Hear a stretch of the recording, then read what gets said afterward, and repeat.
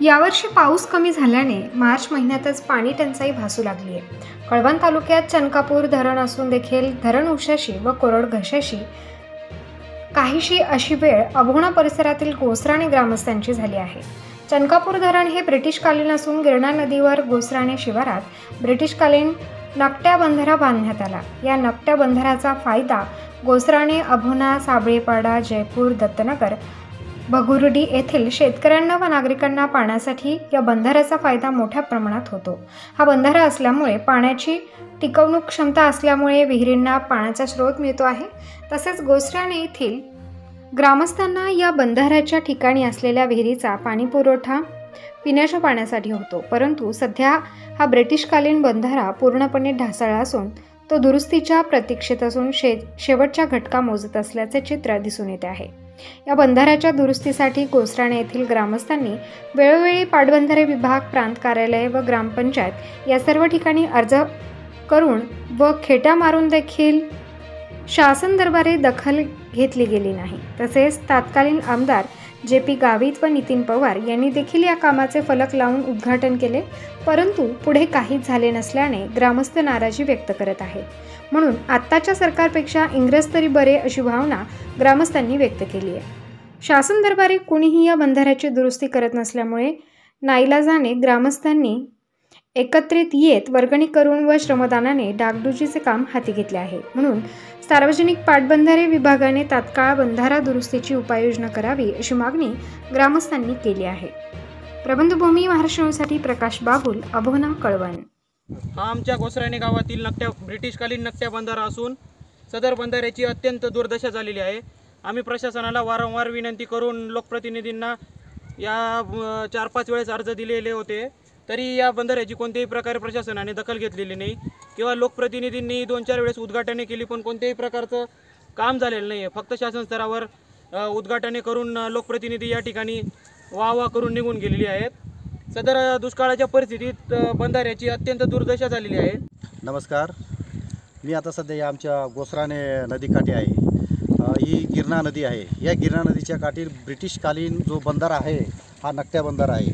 म्हणजे ब्रिटिशांनी त्यावेळेस या बंधाऱ्याचं बांधकाम केलेलं आहे, परंतु ते जाऊन आता बरेच वर्ष झाले, परंतु त्याची डागडुजी मार्ग प्रशासनाने केलेली नाही।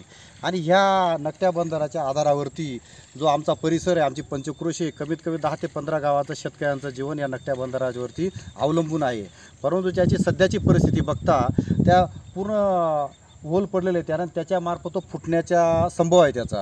तर पूर्ण इथून तर पूर्ण जो परिसर आहे हा नकट्या बंधाराचा हा पूर्ण विस्कटलेला आहे आणि भविष्यात तो फुटू शकतो। तो फुटल्यानंतर शासनाला कोट्यावधी रुपये खर्च करावे लागतील। तर हे कोट्यावधी रुपये खर्च करण्यापेक्षा जर त्याची डागडुजी केली तर निश्चितच त्याचा फायदा होणार आणि शासनावर त्याचा जास्त बोजा पडणार नाही। परंतु हा जर या पावसाळ्यामध्ये जे आज पूर आला, पूर पाणी आलं, पूर पाण्यामध्ये तो फुटण्याचा संभव आहे आणि जे लिकेजचं प्रमाण त्याचं भरपूर आहे ना, तर हा स्टोरेज हा कमीत कमी 3 ते 4 किलोमीटरचं स्टोरेज आहे।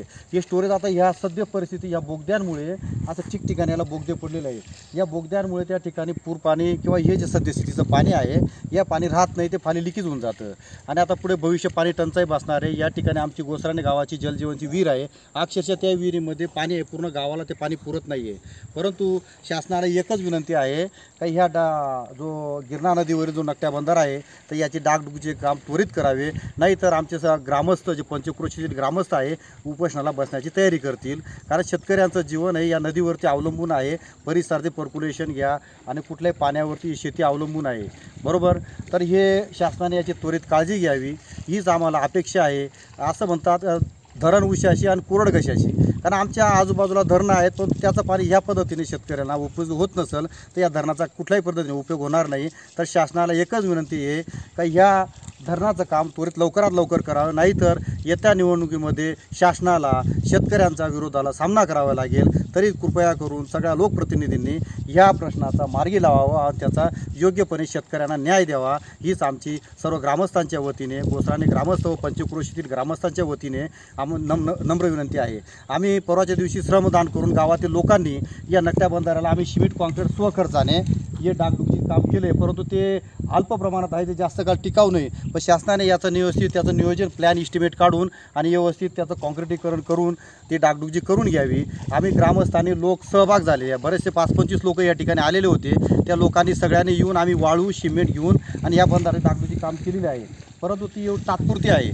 तर जर आपल्याला बंधारा जर वाचवायचा असेल, हा ब्रिटिशकालीन बंधारा आहे, तर त्याच्यासाठी शासनाने जरूर काहीतरी निधी उपलब्ध करून द्यावा आणि डागडुजी काम करण्यात यावं, हीच आमची सर्व शेतकऱ्यांची मागणी आहे.